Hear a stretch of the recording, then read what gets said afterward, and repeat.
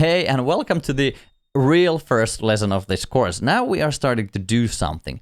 What we are going to do, we are going to build the foundation for all of the components we're about to build. And what this means is that we are going to build a small design system. It's so small that I wouldn't even call it a design system, but whatever. You can call it design system or token system or style guide or whatever suits you, but I'll just call it design system. If you were to build a real design system, that would be a big thing to do. Let's actually take a look at a couple of the design systems that are very, very well known within the web design community. One of them is Shopify's Polaris, and you'll see there's a lot of things here going on. If I go to the foundations, you'll see that, they take care of the accessibility, internalization, information architecture, designing apps for Shopify, and there within the content, there's like tone of voice, naming, app release notes, vocabulary. But in the design, you'll start to see something more similar to what we are actually building. They have the color palette, they have color usage, typography, and spacing. So these are actually the things we are going to do: colors, typography, and spacing. So we are essentially building a little subset of a design system, but that's all we need to build those components. There's a couple of other examples too, like Carbon Design System by IBM. This is also a very big design system, which has a lot of guides and components and that kind of stuff. So feel free to go and check that out. There's also a nice Duet design system, which also includes all the same stuff that these bigger ones, but maybe a bit smaller compared to those huge design systems. And what design systems allow us to do, they allow us to build things consistently. And for our use cases, it's totally fine that our design system is small because we are building just a couple of components to get started. So, but if you were building a bigger thing, then of course you'd probably need a lot more stuff to your system. But that's it. Let's go back to the Figma. For our purposes, we don't need that much stuff as in the big design system. So what we need is some colors, some spacings, and some text styles. So let's start with colors. How do we pick these colors? If you'll see, here in the middle ground are the primary colors, and all of them have their darker tints as well as their lighter tints.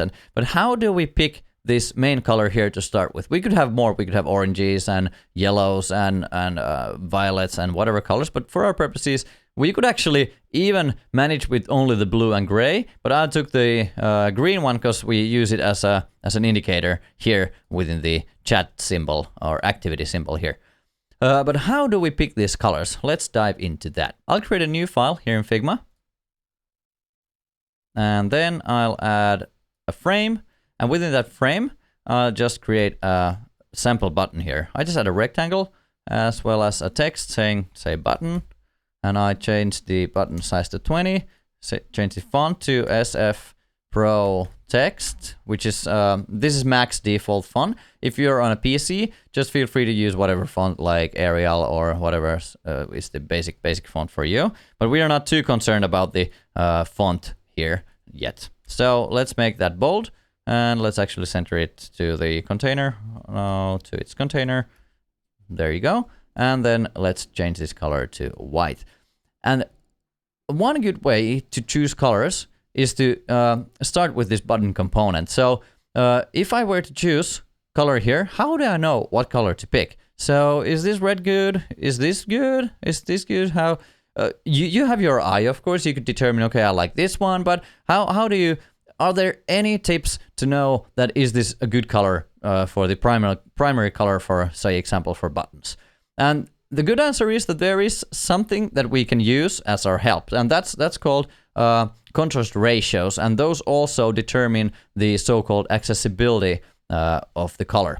So in Figma, I choose this text layer here, and I hit right-hand button with my mouse and go to plugins, and then I have a plugin called Contrast. When I hit that, I'm going to be shown this little contrast window here. And there's quite a lot of going on here, so I'll quickly explain what these things are. First, you'll see these two things here, these colors. The first one here is that specific color that is on the background of this button on itself as a text. And then there's this background color here. We have the red one as a background for white text. And these two, you can check how they look. If I change the color here, you'll see that it's going to change also here in that. So let's go back. But here are the interesting things. The contrast ratio, which this said maximum contrast ratio is 21:1. So what does this mean?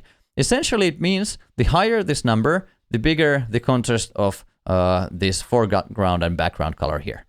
So in terms of accessibility, usually the higher the number, the better. So there are these some thresholds we can have, and these are divided into groups of large text and normal text. So large text, which is 24 pixels and larger, or bold, 19 pixels and larger. So our text is bold and it's 20 pixels, so it goes to the larger category. And within those categories, we have two different criterion. First is AA, and the second one is AAA. And as you'll see, the limits or thresholds for those is AAA, it's 4.1 or 4.5 to 1, and this is 3 to 1. What essentially would be great to have is for the buttons would be great to have a AAA rating. But that means if you have say if we have an orange button, let's go for orange here. And if we wanted to satisfy the condition of AAA, so now we have 2.6, we fairly easily can go to 3, which is now AA. But if you wanted to go with orange button to actually meet the criteria of AAA, we have to go very, very dark. And you rarely see these dark buttons anywhere. So especially for some colors, there's some math behind this, but just making this easy, is that for some colors, it's hard to satisfy the AAA condition. But if we go to some other colors, say blue, that's easier. Because blue itself is a more darker color by its essence. So to meet the criterion, this would be okay, but I don't think that looks very good. I actually have one value here from the back of my head, which is 00, 64, and FE. And I think that's a very, very contrasty, very good looking button, and it actually satisfies both the double and AAA. So there's no possibility that you satisfy AAA and not AA, so these are inclusive. If I have AAA, then it's also AA. Okay, so if this is our blue color, how do we determine, let's get rid of this button here and let's make this actually a bit nicer. Let's make it totally round, like 50 pixels or so. And then now, how do we determine the dark variations and the light variations of this color? Let's first start by just duplicating this layer a couple of times to each direction. So we have the possibility to, is that 4? Yeah, okay. And then in Figma, it's actually nice that you can alter the spacing between these items. So let's make that a bit tighter, like 12 pixels or so. So now here is the main color, and we want these to be lighter. But how do we actually make those lighter? I just manually now add this to be lighter, but how do you know we can make a nice scale out of these? Well, good news is, again, there's a tool for that. I think there's actually some Figma plugins that already do this for you. I've used this external tool called Scale to achieve that. So let's go to Chrome. And here we have this scaling tool. It's this text link, you'll find this within the repository of the course. So you can use this tool. And if this tool is not available at the time you're watching this, you can just Google for color tint generator or that kind of stuff. You'll probably find something similar. Okay, so how do we determine what amount of colors we need? I just randomly added these 4 on top of each other. I think it's a good practice to have more than less, as said before. So we have the main color, we have the lightest one, now we have the darkest one, and then something in between. So what if now we choose this color here and put it here? What are we going to be shown? Okay, so this is the primary color we have, which is put here. And these are the steps to darker and to lighter. So the light color amounts, we don't need that much, so we can get rid of those. Let's make that 4, and so it's even for both sides. And now comes a good rule of thumb. This color here, which is the primary color, should be good for buttons and those all sort of primary actions. The lightest color here should be good for backgrounds, and the darkest color here should be good for main text. So with that in mind, let's tweak these values a bit so we'll get a nice color palette. For the lightness, or actually let's start with the light color hue angle. We don't want to change that too much. You'll see a little change here in the hue actually changes the color quite a bit. So let's make that change a bit slower, maybe I think 6 degrees is good. And the saturation for these, I could go all the way up to 100 to make these saturated. That's not a big difference. Like if you take the minus 100, then it's going to be quite gray. So we don't want that. I think 0 should be okay, but a bit more saturated. Let's go to all the way to 100. And the lightness, now this won't work too well as a background. If this was a background, that would be very, very dark as for the light background. So let's pump up the lightness quite a bit. So we could go as far as maybe 96. I think that's good. I think now the light end of the colors is looking good. But what about the dark? This dark, it's a bit too blue to my taste, so I'll make it a bit more dark. So let's actually add some more darkness. Maybe we could have even, maybe something 80, 85, maybe 85%. And we probably don't want to twist the hue too much. So let's make that a bit more subtle. So maybe minus 10. I think that looks good. And then the dark color saturation, I think we can saturate them a bit more. If I take it totally off, it's going to be totally almost black without any blue. But let's add a bit more there, say something around 30. Now that's looking good. And if you're not comfortable with these sliders and doing this change, just play around and see what affects which. It's good to know, by the way, that the color system I usually nowadays use is HSL, which stands for hue, saturation, and lightness. And you'll see that we have those same things here. This is the hue, this is the lightness, and this is the saturation. So these are the instead of RGB colors, I usually nowadays opt in for HSL colors. But okay, so what do we do now? We have these nice colors. You'll see actually when I click on this, it's going to be copied to the clipboard. But we don't want to copy these manually, all of them. So let's take a copy of these colors by clicking here. And let's head back to Figma. Now, if I make a new text layer and hit Command Paste, I'm going to be presented with these colors. And let's keep these colors for now, so don't get rid of these. So these are going to be the blues. Let's actually make these non-bold. Okay, so now we do have the blue colors, and you can tell if you know anything about hex codes, you'll see that these are very high values because f is equal to 16. So these are going to be the light ones, and these are going to be the dark ones. So let's start from the bottom, and let's apply these colors to these layers here. I just copy paste it here.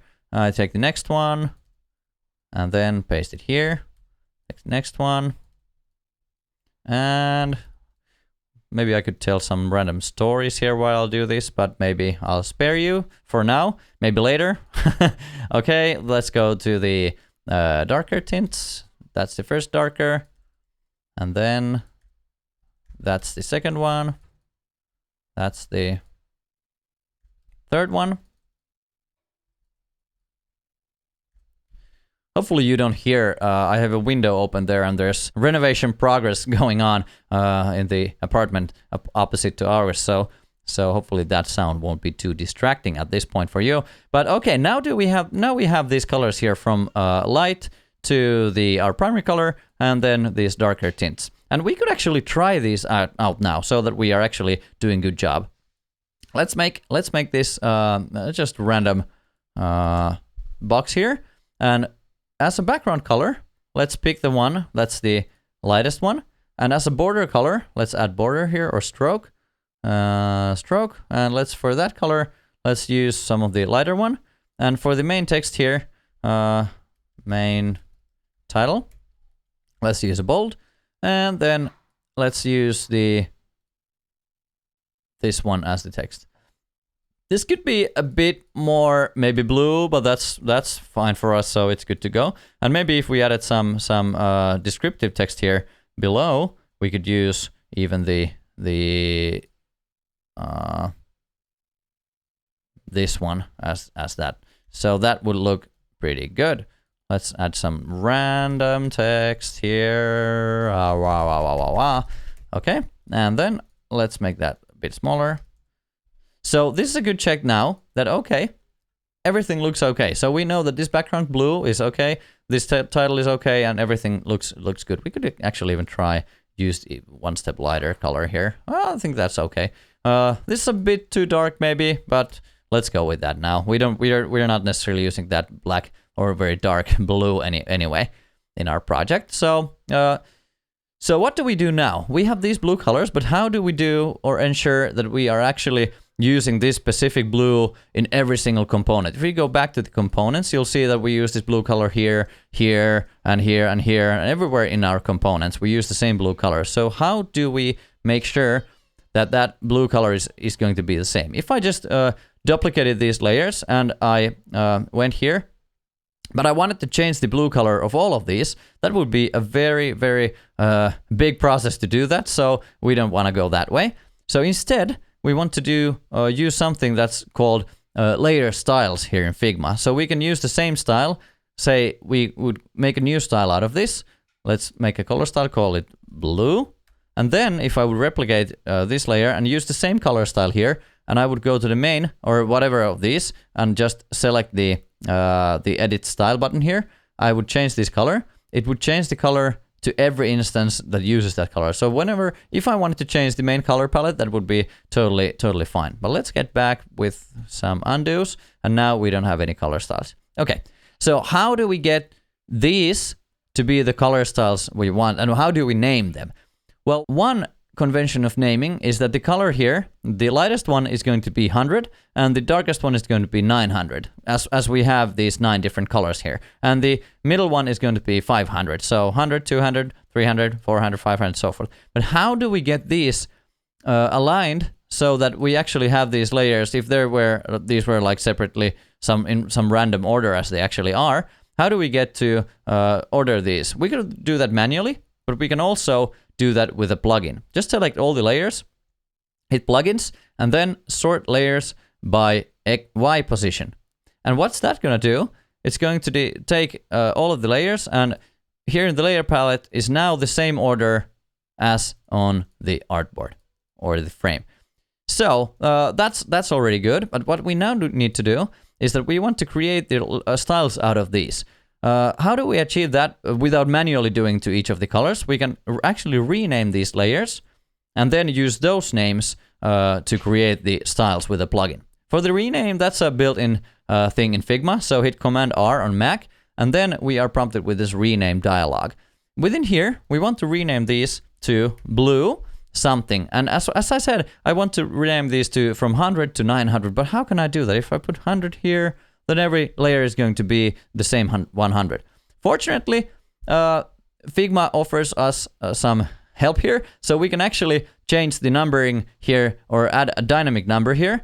And now this $sign and N will be the running count of the number, and then we add a couple of zeros to the end of that, and we are presented with this structure here with blue, 100, 200, 300, 400, 900. Okay, now I hit rename, and we have these. But the problem is that now the 100 is the darkest and the 900 is the lightest. So we have to go back. I hit Command C and do that renaming again. But this time I type blue. And by the way, in Figma, if I in the styles, there's a slash here in the name. It's going to group them within that group. So we're going to have a group of blues, and within those blues we have the 100 to 900. But this time we can actually change the numbering from down to up. So we are, or up to down. So we start ascending. No, actually we start to from. Okay, now we are talking. So now we have, it starts to descend at 1 and it goes all the way to 9. But now we do have these. So 1, 2, 3, 4, 5, 7, 8, and 900. So how do we get these to be the actual styles we can use in our Figma document? Well, that's easy too. There's a plugin for that. Like everything in Figma is a plugin.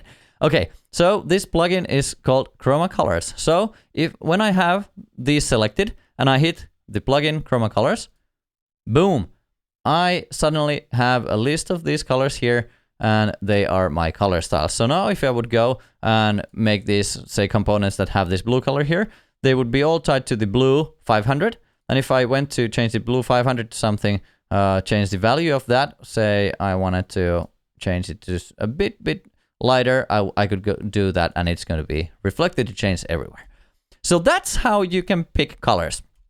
Now I'll repeat the same process with grays and greens, but you don't have to look at that, so I'll just fast forward it. But now you can congratulate yourself, you have your first colors picked, and let's go forward. Hey, welcome back. So now I'm done with these colors, and hopefully you are too. If you take a look at these colors, you'll now see that my document here in Figma has all these greens, grays, and blues, and so should you. If you're using some other tools like Sketch or XD, you probably have some similar structure here in your colors. So if I go to green, I want to change it. These are grouped by the name, the blue, gray, green. We decided to give the styles. So the first slash here gives the group, and the rest will be the name of that specific style. Okay, so the next thing we want to do is let's go back to the system. We'll see that we have these text styles. So let's tackle those two. Let's go to our file, which is, by the way, called untitled. Let's add that. Let's give that a name. Let's call it system or whatever you want to call it. But that's good for us. Okay, so here now we have the colors. Let's actually call this frame also a system. And with those colors, we can start to think about texts. What we need is actually quite, as we're talking about just components, we are not creating any landing page like with huge titles and that kind of stuff. We necessarily need just some UI specific text. And those are, the fewer we have, the better, because then we don't have that much variation in the text sizes, and that's a good thing for us. So I chose to have 4 different text sizes and styles for our purposes. So let's start by creating those. Let's just first add a text. Let's call it like extra large. And then let's add large, and then medium, and then small. If you want to take a look at how big design systems do this, you just go there and see their typography section. They usually have a lot more text styles than we do, but that's a good thing for us that we don't have that many.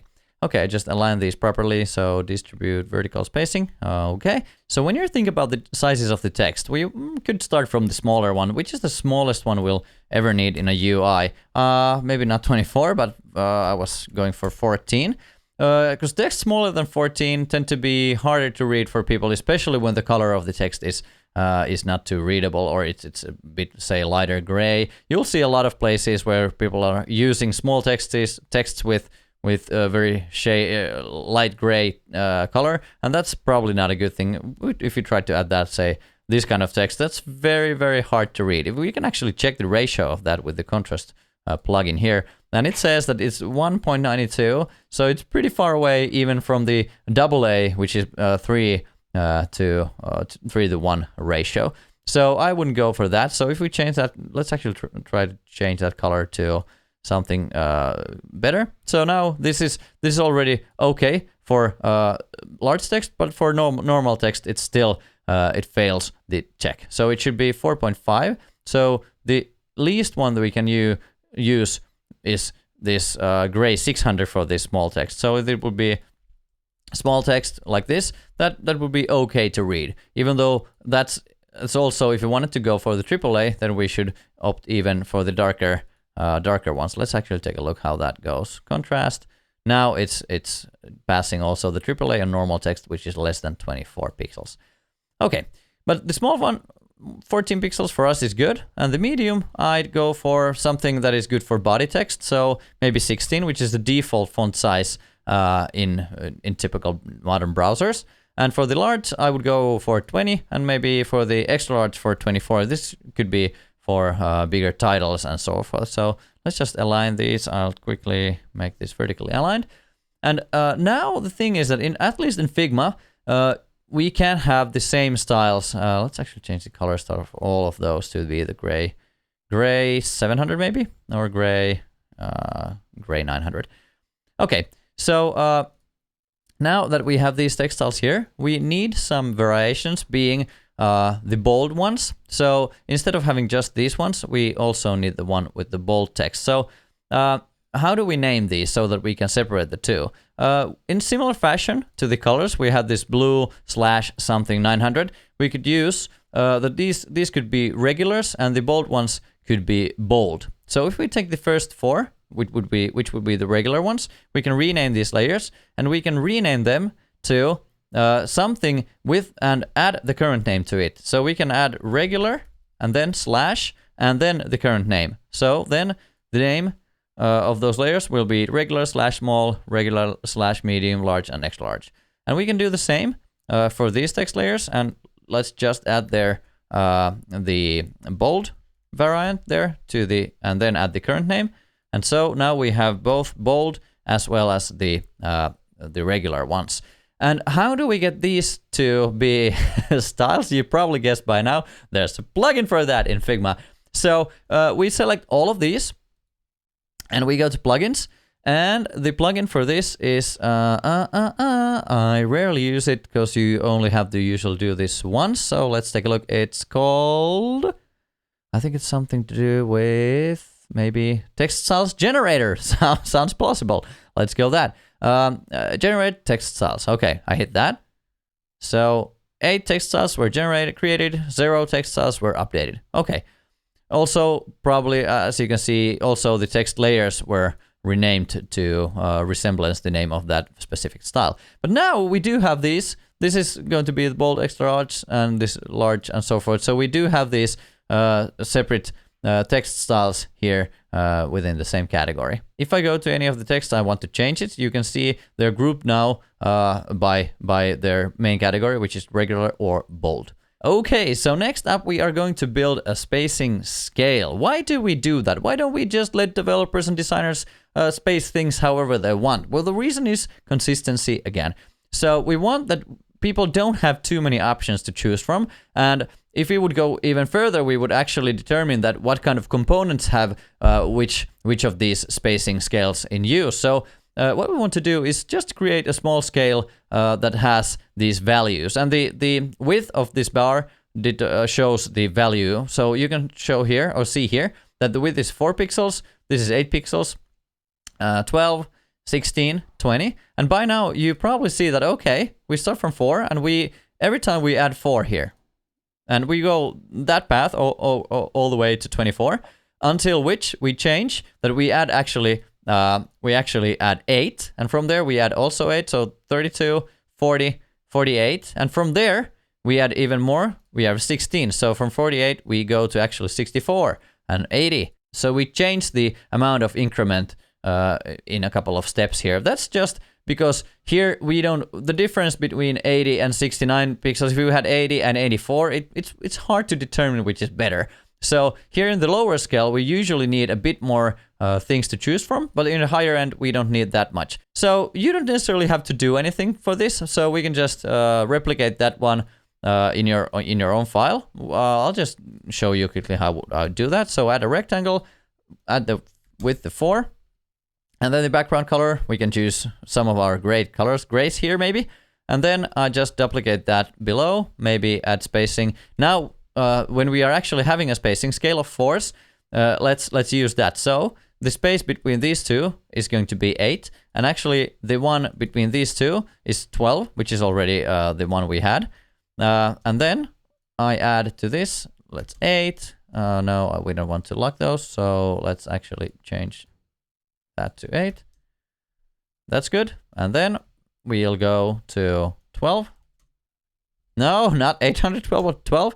And so forth. I'll just speed this up and go all the way to the end. So here we have the complete spacing scale that we are going to use in all of our components. If you take a look at the components we're going to build, you'll see that we actually honor that spacing scale everywhere. So this is 16 pixels away from the top and from the right, and this, say, container here, this is 32 pixels away from the top and bottom. This is actually 30, there's a mistake. Oh, and there's also 30. Okay, but that's because of the outer ring here actually mixes things up, so it's not a mistake. I was wrong. Okay, so one problem here compared to HTML and CSS is that Figma doesn't count the stroke here to be part of the alignment. So it says here, let's select this one, and it says 32, but it shows actually goes to the end and not to the border. So this specific visual layout would be 31 pixels in CSS. So that's something to know. It's good to know, and I bet that these tools are actually coming better in a way that they work more in a way that the actual place they are used will work. But okay, now we have this system in place. If you have followed this far, I congratulate you, because this has been quite a long task to do. But now we can actually start using these things in our design. We will create, as we go, a couple of more things like shadows and that kind of stuff. But this will be the basic basis for everything we're going to build. See you in the next video.